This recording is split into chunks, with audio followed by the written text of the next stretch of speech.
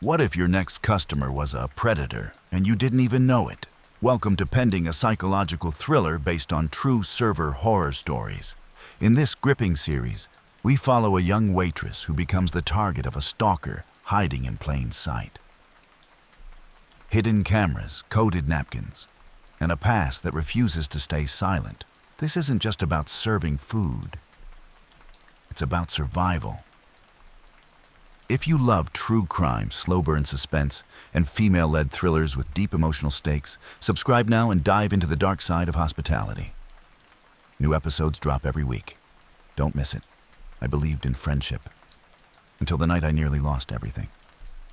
It was close to 2:00 in the morning when the last click of a spoon against porcelain broke the silence. The kitchen, usually a roaring chaos of pans and steam, had stilled into a metallic hum, like a heartbeat too tired to keep rhythm. I sat at table 12, the one closest to the window, where you could almost pretend this part of the city didn't smell like burnt oil and loneliness. The booth was empty now. But an hour ago, Marina had been sitting across from me, her hands wrapped around a mug. She never touched her lips, painted in that same crimson I once said made her look dangerous. Back then, she laughed and said, "Maybe I am." Tonight, she didn't laugh. She just stared at me like I was a stranger who'd borrowed her memories and ruined them. Earlier that shift, I thought I had things under control. You learn to lie to yourself like that when you serve strangers for 10 hours straight.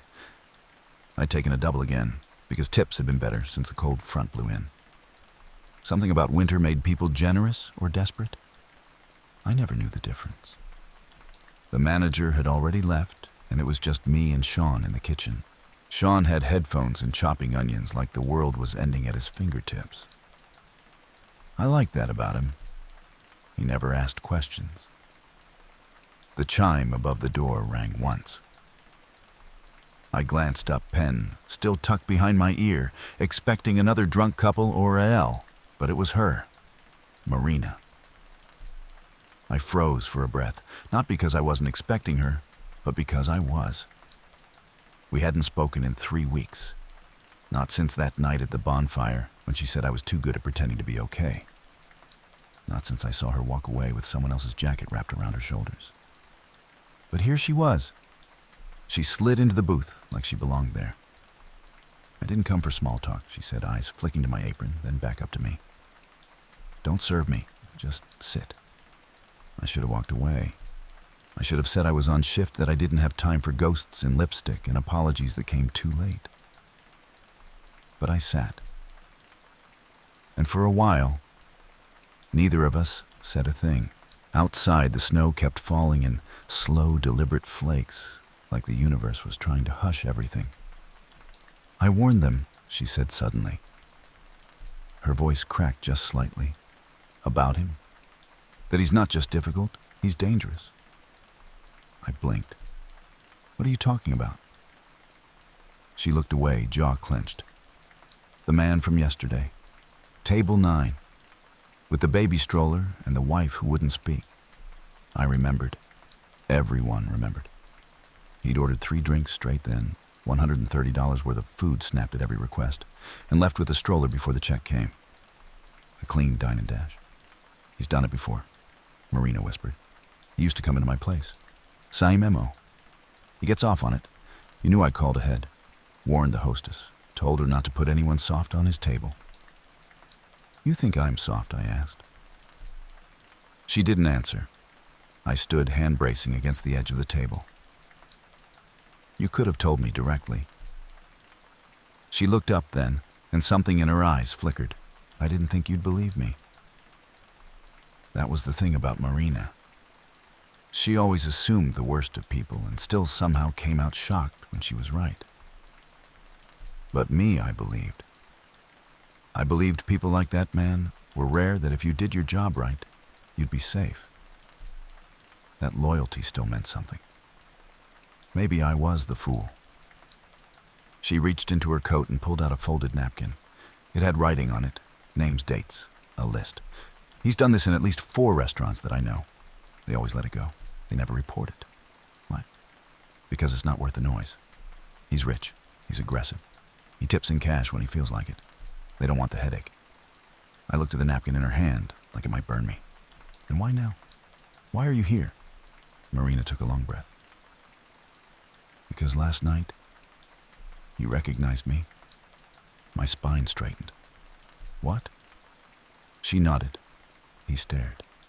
Said I remember that mouth. Then winked.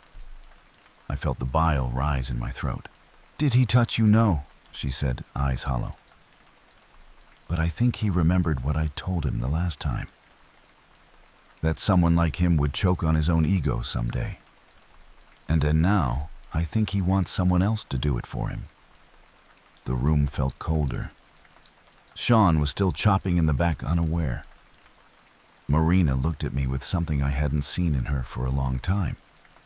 Fear. And beneath it, guilt. I should have said something sooner. I should have protected you. I didn't answer. I couldn't, because I didn't know if I wanted protection or revenge. I stared at her hand holding the napkin, then at the booth, then at the coffee she never touched. She stood up before I could. Be careful, she said. Some people smile when they hurt you. And then she was gone. Now the booth is empty. The cup is still warm. And I sit here wondering, what's worse, being betrayed by someone you trust or being protected by someone who already gave up on you? The smell of grease clung to everything: my uniform, my hair, even the soft skin behind my ears.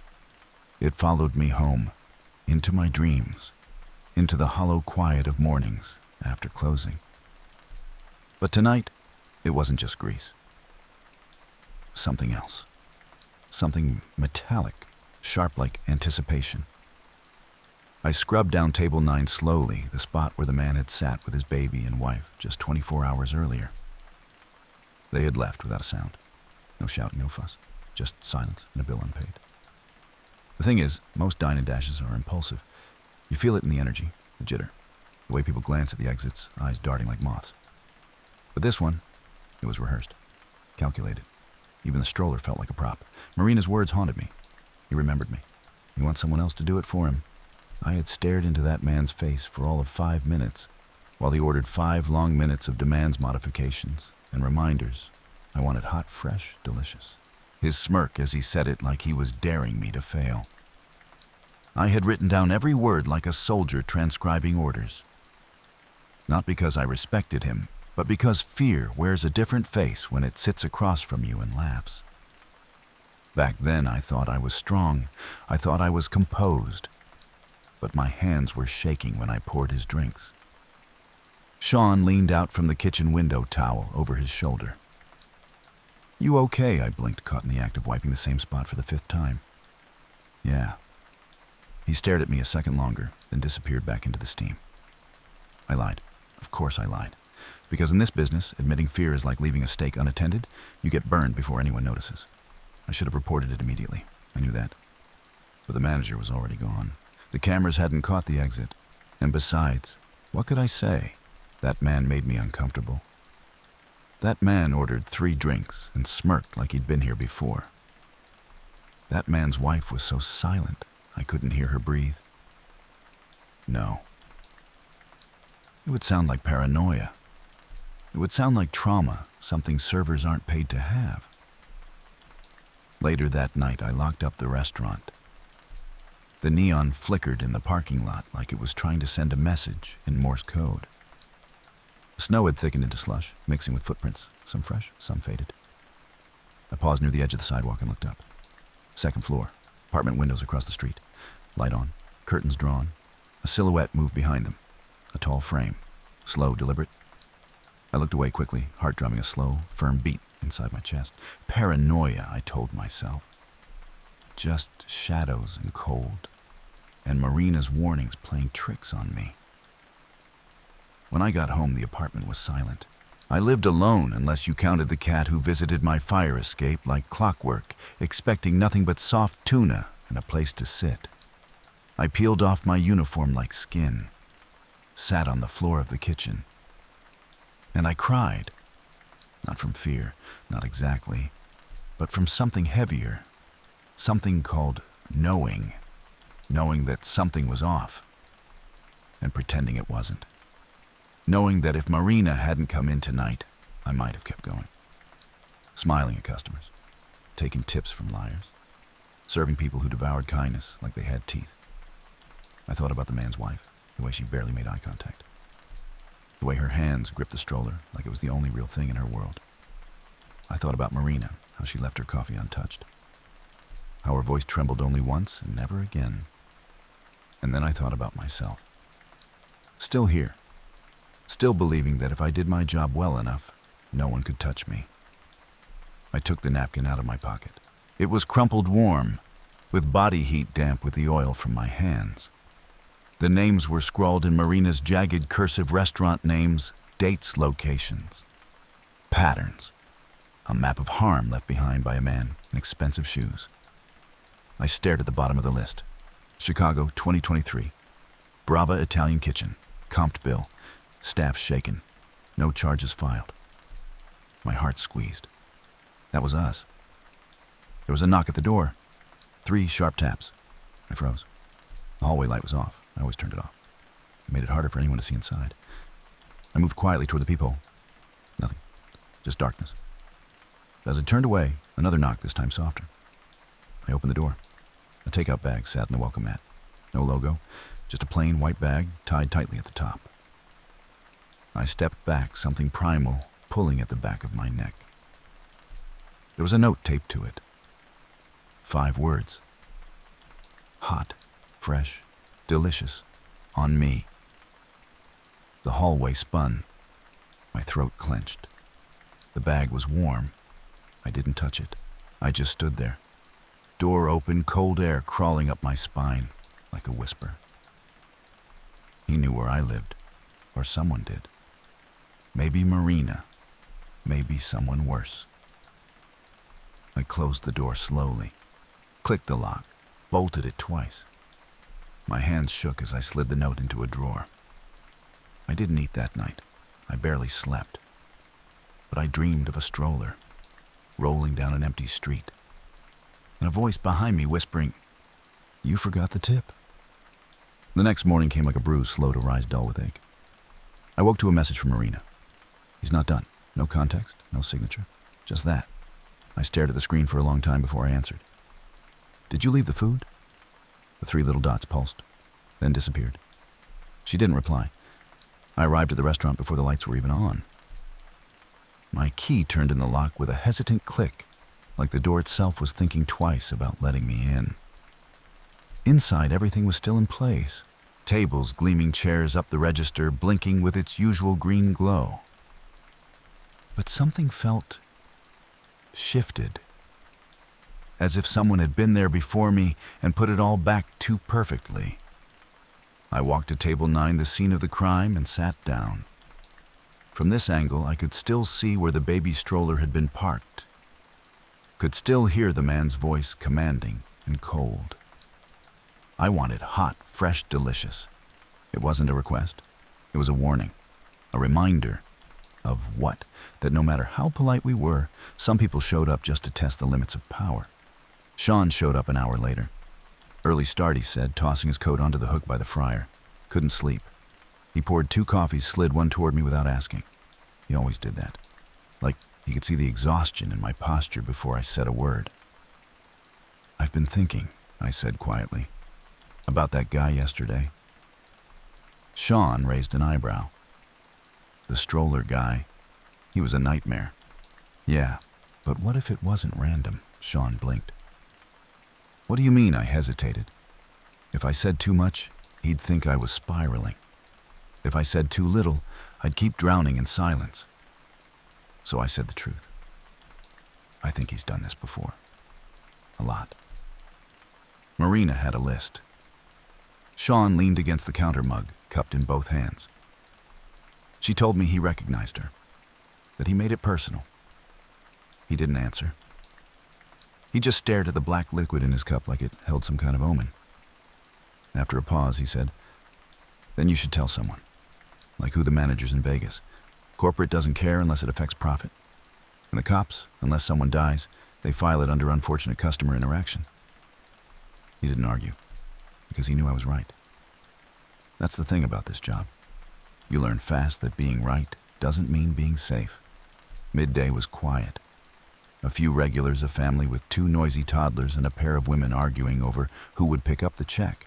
Then, just past 2:00 p.m., the door chimed again, and I felt my stomach turn.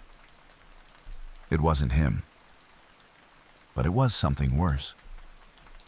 His wife. She stood at the entrance, arms wrapped around herself, coat too thin for the weather.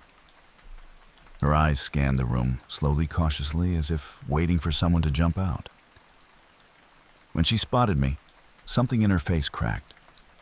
Relief, or maybe recognition. She asked for a table near the back. Alone. I brought her water. She didn't order food. Just sat there, hands trembling slightly, fingers tracing the rim of the glass. After a long silence, she spoke. "I'm sorry." It was so soft I barely heard it, for what I asked. She looked at me, and I saw bruises that weren't physical, for letting him do that to you, for not stopping him, for calling ahead but not calling it what it really was. My throat tightened. "You're his wife?" She flinched. "Was. He's dangerous."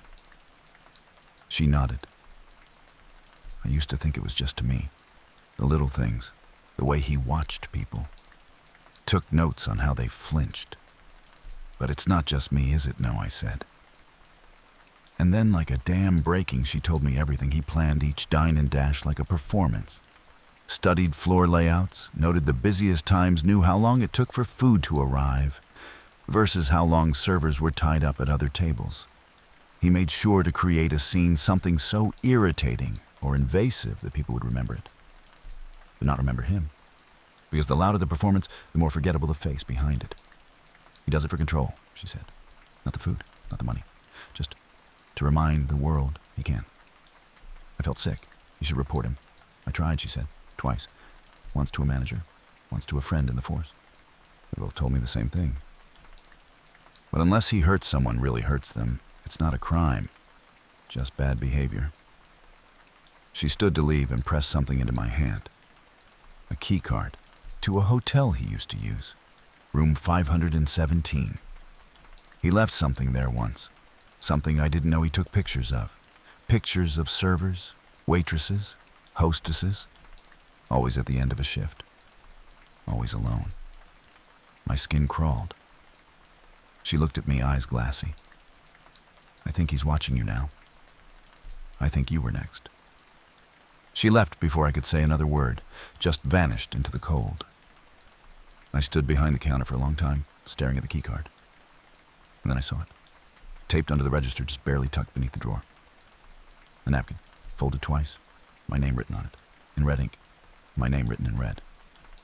The napkin felt like paper soaked in adrenaline, crisp, sharp edge, too light to be harmless. I didn't open it at first. I couldn't. My fingertips tingled as I slid it free from under the drawer, holding it like something might crawl out if I unfolded it too fast. There was a moment, a breath that hung between the fold and the truth. And then I opened it. Inside 5 names. Mine was the last, each one followed by a dash of city and a single word. Kendra, Tampa, cracked Lily. Seattle, quit Joanna. Austin, transferred Maria. Denver, broken, my name. Chicago, pending. I read it once, twice. The third time I stopped breathing. I don't remember putting the napkin down. I only remember the feeling that something had lodged itself in my throat, like a pin made of ice. Sean found me standing at the back sink, hands wet, not moving. "You good?" I didn't answer. He stepped closer. "Hey, what's going on?" I held up the napkin. His brow furrowed, then relaxed into something worse recognition. "I've seen that handwriting," he said slowly. "Where once? A delivery. A couple months back. Guy ordered 5 desserts, left a note under the box. Same slant, same ink." He leaned in. "You think it's him I didn't need to answer?" Sean exhaled. "This is beyond weird. I think he's tracking us.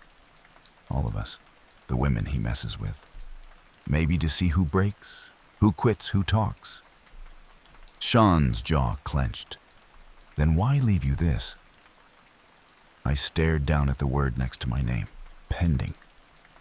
That night, I didn't go home. I went to the hotel. The key card fit room 517, like it had never been used by anyone else. The hallway smelled of bleach and floral cleaner, and yet something still felt dirty. Inside the room, it was dark. Neat. Too neat. Everything tucked in corners sharp. The kind of room that pretends no one ever lived there. But they did. He did. I turned on the bedside lamp. There was nothing on the tables, nothing in the drawers. Not until I opened the mini fridge. Inside, behind 2 complimentary water bottles, was a manila folder. I pulled it out, trembling. Inside, photos. Printed, not digital. Dozens, black and white, all of women. All from behind, serving tables, carrying trays, smiling, or crying. And at the bottom of the stack, 1 photo in color, me. Carrying a bus bin at the end of my shift, apron-stained hair pinned back, face tilted to the side just enough to be identifiable. The timestamp 3 nights ago. I backed out of the room like I'd just stepped into a fire. Every part of my body screamed to run, but I made it to the lobby before I dropped the folder in front of the concierge. "Call the police," I said. The man blinked. "Miss is something, room 517. There's surveillance. There are victims. Please just call." He stared at me, unsure if I was dangerous or in danger. Maybe I was both. The police came an hour later. I gave them the napkin, the folder, the name. But I knew what was coming. He called it concerning, but not criminal. Unless I wanted to press charges. Unless I could prove he took the photo. Unless I had something more. The officer's voice was flat procedural. "If he contacts you again, let us know. Let us know."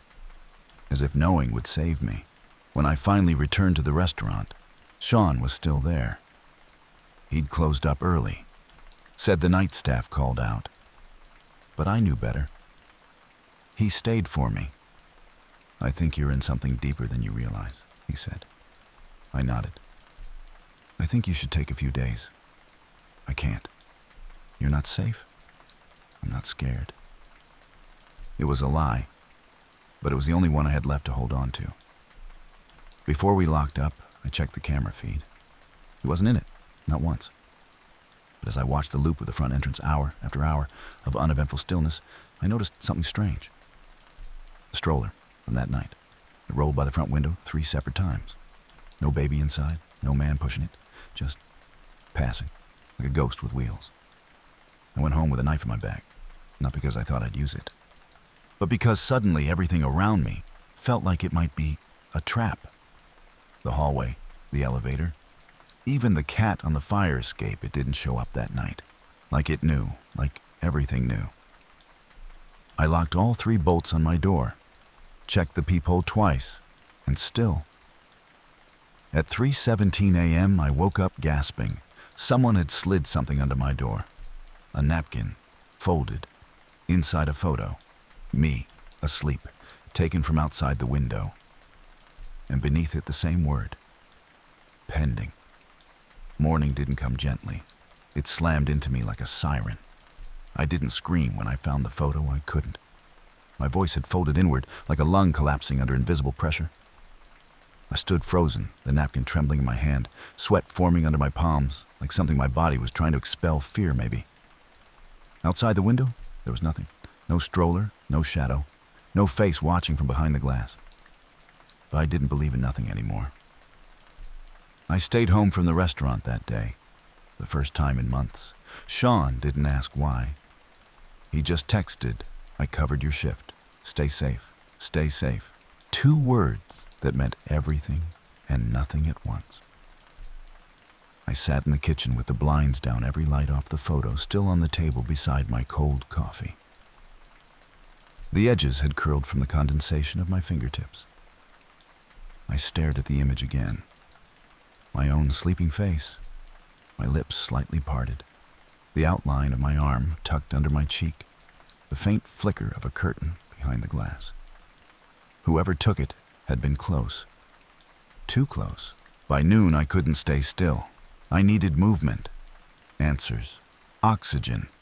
I needed Alex. Alex had always been the kind of person who made you feel safe the way a storm makes you feel small, grand, untouchable. controlled. He wasn't someone I let in easily, but he'd earned that sliver of me most people never saw. He was older, calm, unapologetically confident, and rich. The kind of rich that smells like mahogany and new leather and things you don't talk about in daylight. I hadn't told him much about the restaurant before. I liked keeping that part of my life mine. But now I needed to know if he could help me make this stop. He met me at his place. The penthouse was immaculate, almost sterile. Every surface gleamed like it had been shined just for me. Or maybe always. He poured me tea without asking. Chamomile. Of course. Why didn't you tell me sooner, he asked after I finished explaining. His voice was soft, but not gentle. You would have thought I was being dramatic. Alex's eyes narrowed. I don't think you're dramatic. I think you're scared. And with reason. I didn't answer. Instead, I pulled the napkin out of my pocket and placed it on the table between us. He studied it. Then, to my surprise, he pulled out a magnifier from his drawer. Do you know what this ink is? He asked. I blinked. No. Red Pilot V5. Very specific. Not many people use it because it bleeds through most paper. But someone who likes precision would. He sounded invested. Too invested. I swallowed. And the handwriting, he shrugged. I've seen neater. But he's careful. Deliberate. Look at the angle on your name. Slanted just enough to seem casual, but controlled. He wanted you to find this. How do you know so much about this? Alex looked at me then, long, direct. I've dealt with people like him. That night I stayed at Alex's place. He insisted. Just one night, he said. Let me keep you safe. And I believed him. He made me lock my phone in a drawer. Nothing personal, he said. Just precautions. He lit candles in the bathroom, played soft jazz on vinyl-made pasta from scratch like it was therapy. And for a moment, I forgot. I forgot about the napkins, the stroller, the faces in the photos. I even laughed. Once. But when I stepped into the shower, I noticed something. Above the sink behind the mirror, just a sliver, something metallic. I pressed. The mirror popped open slightly. Inside, a small camera, facing the room. My stomach dropped. I slammed the mirror shut. I didn't confront him right away. I pretended not to notice. I smiled through dinner. I complimented the wine. I kissed him goodnight. And then I waited. At 3:00 a.m., when he finally fell asleep beside me, I got up.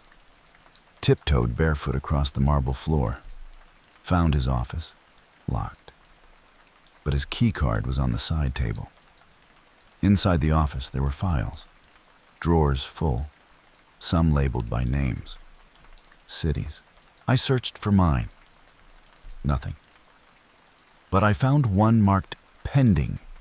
Inside photos, receipts, a copy of my schedule, a photo of Sean, a receipt from the hotel room, a printed copy of the napkin list, and under all of it, tucked in a small envelope, a red pen, Pilot V5. My breath caught in my throat like a scream that forgot how to escape. Alex. It was him, or it was someone working with him. Either way, he knew everything. I didn't stay. I left before sunrise. Slipped out the side stairwell, phone clutched in my hand, red pen stuffed into my jacket. He hadn't woken up. Or if he had, he let me leave. The city was gray and damp, and every streetlight flickered like it was holding its breath. By the time I got home, the sun was bleeding into the sky. And taped to my door, another napkin. This one blank. But when I unfolded it, inside was a single word, run. The napkin said, run. Not scream, not fight, not even hide. Just run. But run where, and from whom? Alex with his red pens and silk lies. The stroller man who haunted doorways and hotel rooms like a shadow that learned to breathe. Or the version of me that had let it all go on this long. I didn't run. Not yet. I showered, dressed, packed a backpack with the only things that mattered. Phone charger, pepper spray, the red pen. And then I went back to the restaurant. Maybe because it was the last place that had felt real. Maybe because it still smelled like burnt toast and stale tips and the ghosts of my old self. Sean was already there, flipping chairs down from tables. When he saw me, he stopped. "Hey," he said carefully. "You look like hell." "Thanks. You bring hell with you."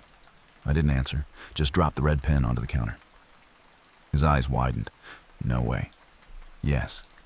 "You're sure room full of documents, files on me, this exact pen?" "Yes, I'm sure." Sean ran a hand through his hair. "I knew something was off about that guy. You met him once, outside. He was watching the restaurant." I froze. "When?" "About a week ago. I asked if he needed help. He said, 'No, I'm just waiting for her shift to end.'" I thought he meant you. He did. Sean cursed under his breath. "You told the cops. They won't care. Not unless he breaks something. Or someone." He looked at me. "Then we get evidence." I blinked. "How?" He reached beneath the register and pulled out something I hadn't seen in years. A recorder. "Tanya used to use this to catch people flirting with her on shift," he said with a smirk. "Guess it's time we use it for something more important." That shift, we were ready. Every customer was a suspect. Every order, a potential message. The tension in the air was thick enough to chew. At exactly 7:34 p.m., he walked in. Not Alex, not the man with the stroller, but Mr. Orange. That was the nickname we'd given him after his first visit months ago, when he showed up in a bright Hawaiian shirt and tipped like a Wall Street miracle. He smiled at me. "Same as always, warm and genuine. Evening sunshine," he said. "Still surviving the madness, barely." He sat at his usual table right under the TV where he could see everything. Tonight, he ordered something different. "Whatever you think I need," he said. "Trust me, I always have." I brought him soup. He ate slowly, watched the room, then leaned forward. "You've got something on your back," he said softly. "What?" He nodded once toward the door. A man in a hoodie stood outside. No, not entering, just watching. I turned slightly enough to glimpse the shape, the outline of a face I knew too well. "Alex," I cursed. Mr. Orange placed a folded envelope on the table. "Found this in my mailbox this morning. Didn't make sense till I saw your shift on the board." I opened it. Inside a photo, another one of me. This time laughing, my head thrown back. A coffee in hand. Private. Too private. Taken from across the street. Mr. Orange watched me carefully. I've seen guys like this before. I was a private investigator in another life. Thought I'd left it behind. I stared at him, stunned. "You're kidding." "Wish I was." He sipped his soup. "You're being profiled, cataloged, tested. Why? Because you didn't break." The lights above table 9 flickered. I turned. Alex was gone. Sean met my eyes from across the bar and nodded once. He'd seen him too. "I can help," Mr. Orange said. "How I've still got friends. I can get this file into the right hands. But you need to play it cool. No more late-night solo shifts. No more trusting the red ink men." I felt the tears come uninvited. I don't know who to trust anymore. He looked at me. "You trust people who serve soup without being asked. People who see you when you're not looking." He left a $200 tip that night. And the envelope. When I got home, there was no napkin at the door, no photo, no threat. But I didn't sleep. I sat in my dark kitchen recorder in one hand, knife in the other, waiting. Not for Alex, not for the stroller man, but for the moment I stopped being afraid and started fighting back. Fear makes a sound. It's not a scream, not even a whisper. It's quieter and breath heavier than silence. It lives in the pause between one footstep and the next. In the way you hesitate before opening a door you've unlocked 100 times. By now, fear had made a nest inside me, and I fed it every time I didn't look over my shoulder because I didn't want to see. But the truth doesn't disappear when you close your eyes. It waits. The morning after Mr. Orange's visit, Sean and I met before the restaurant opened. He wore black gloves and carried a small laptop bag. "You ready for this?" he asked. "I've been ready since I saw my own face through someone else's lens." We installed a camera above the register, one inside the staff-only hallway and one pointed at table 9. It felt like overkill. But it wasn't. I handed Sean the photo Alex had sent me through Mr. Orange. Can we match the timestamp with anything, see if he was near? Sean smirked. Already pulled GPS metadata from the picture. He was across the street, 2 blocks from his own condo, so he followed me. He monitored you. That's what stalkers like him do. They don't chase. They record. They collect. I swallowed. Why? Sean paused. His voice dropped. Because it gives them power. That afternoon I got a message. Unknown number. No caller ID. A text. You're being watched more than you think. Stop recording. My hands went cold. Sean's face turned hard when I showed him. Do you want me to erase the cameras? I shook my head. No. I want them to see what it looks like when I don't break. Later, Marina came in. She looked different. Not frightened, not broken, but sharpened. She slid into the booth across from me, glancing around like someone who'd spent too much time in rooms with one exit. I think I found something, she said. About the woman on the list, Maria, from Denver. What about her? She's dead. My chest seized. How officially suicide? But it happened after she left her job citing harassment from a customer. She filed a police report, then disappeared. Weeks later, they found her in a motel. She'd used the room under a different name. I couldn't breathe. Did she? Did she leave anything? Marina pulled out a flash drive. This was sent to one of her coworkers. I tracked the guy down online. He said it was weird, like she expected someone to find it later. I took it with shaking hands. That night in the back office, Sean and I plugged it into his laptop. Inside was a folder titled Simply Watch. We clicked it. Video footage, journal entries, screenshots of threatening texts. One entry stood out.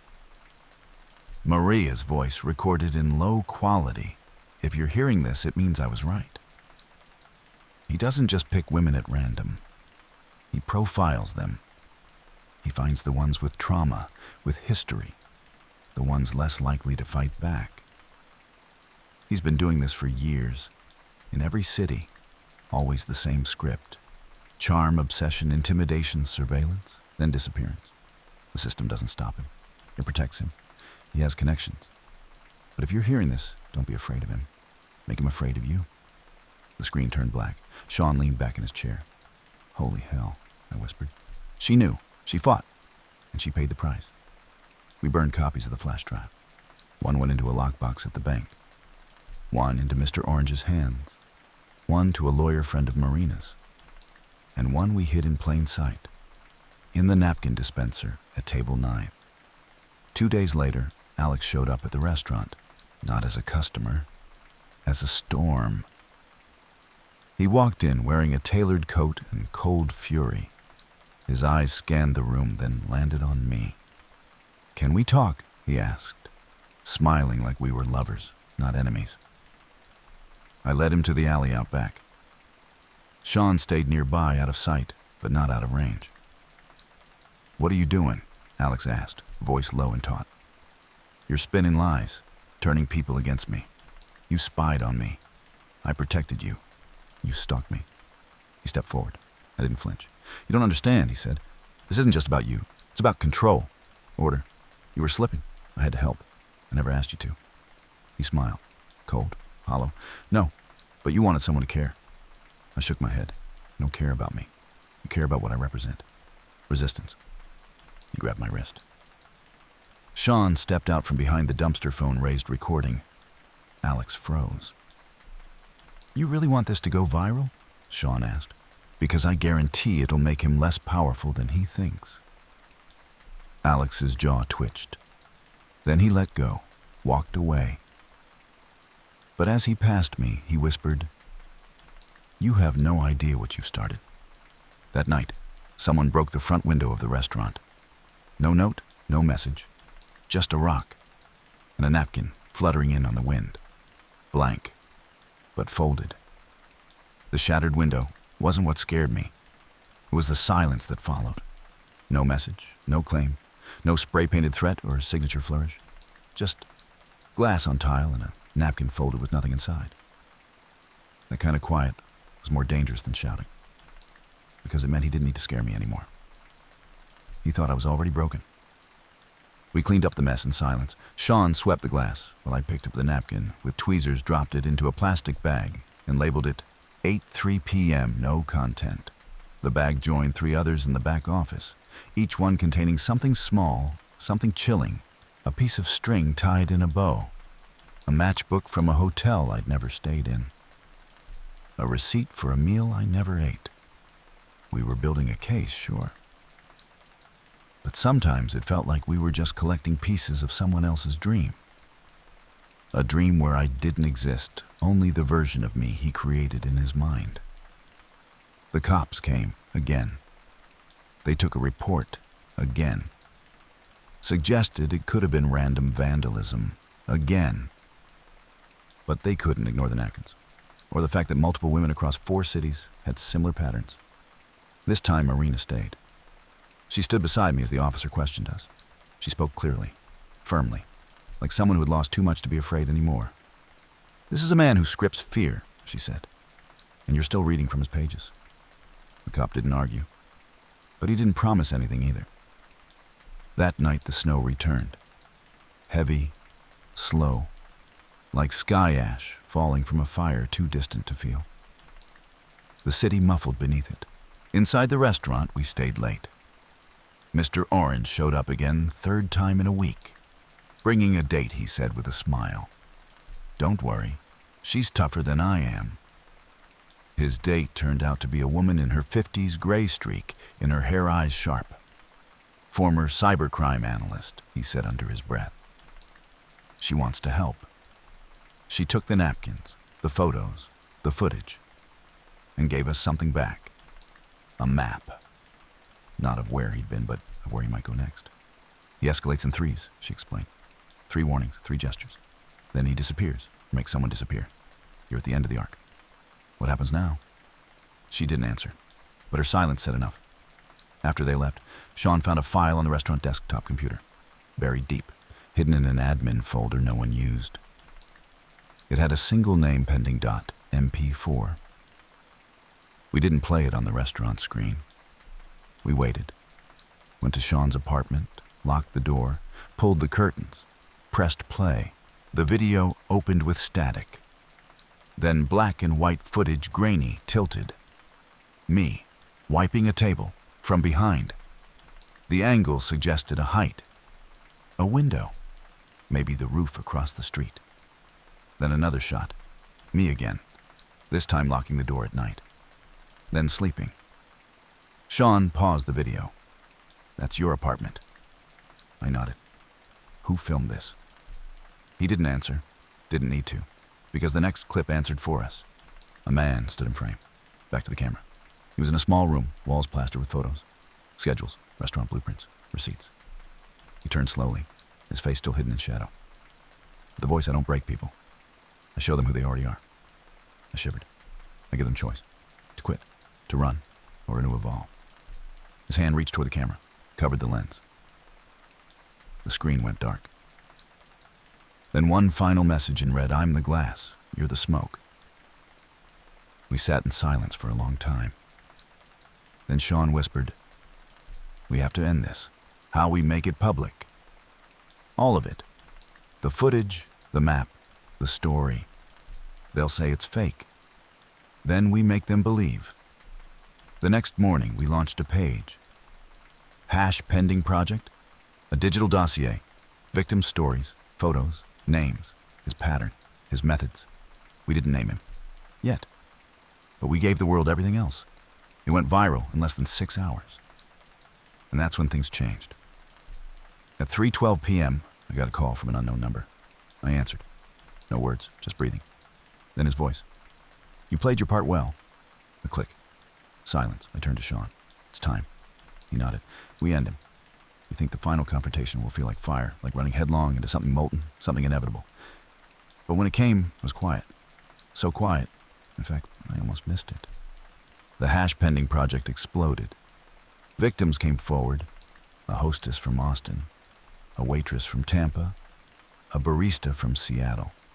Some had names. Some chose anonymity. But all shared one thing: recognition.